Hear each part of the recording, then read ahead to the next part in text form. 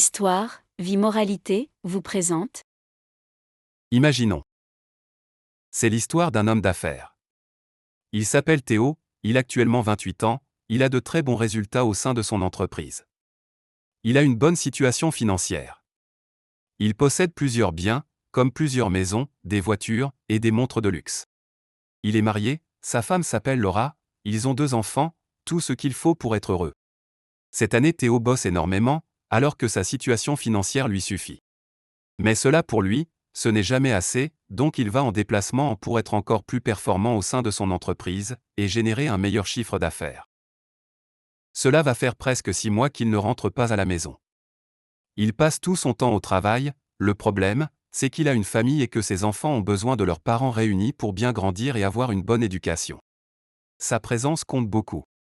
Sa femme souffrait en silence de son absence, parce qu'elle aime, elle a besoin de lui et elle est persuadée dans sa tête que son mari ne l'aime plus. Elle ne supportait plus d'être éloignée tout ce temps de son mari, elle essaie de le convaincre pour qu'il passe plus de temps avec elle, et ses enfants, mais il pensait qu'au travail.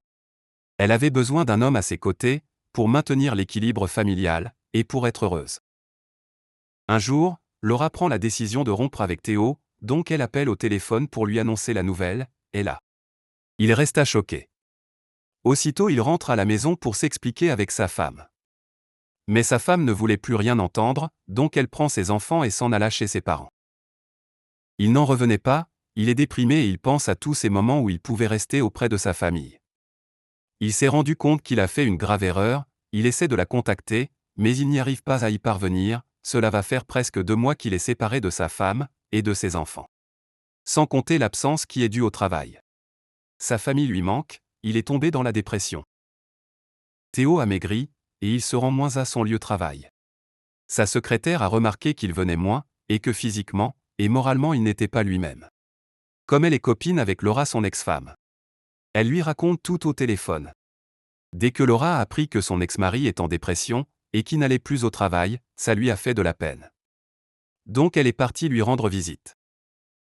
Un beau jour, elle sonne à la maison, Théo ouvre la porte, aussitôt qu'il la voit il la prend dans ses bras, et s'excuse de tout le mal qu'il lui a fait subir. Il lui demande de se remettre ensemble. Laura réfléchit, et finit par accepter.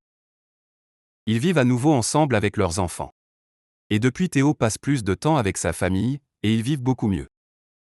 La moralité c'est que travailler, c'est bien. Mais il faudra faire attention de ne pas tomber dans ce piège, qui est de toujours vouloir plus. Et il est bien de prendre du recul pour mieux avancer dans la vie. Vous devez être en concurrence avec vous-même pour vous améliorer dans votre quotidien. Le bonheur, ce n'est pas d'avoir plus d'argent, de matériel. Le bonheur, c'est savoir prendre soin de ce que l'on a, comme sa propre personne, sa femme, ses enfants, ses parents, ses frères et sœurs, et ne pas se prendre la tête pour des choses éphémères. L'amour est important pour être heureux. On doit se remettre souvent en question et on doit remercier le bon Dieu pour le cadeau qu'il nous a donné.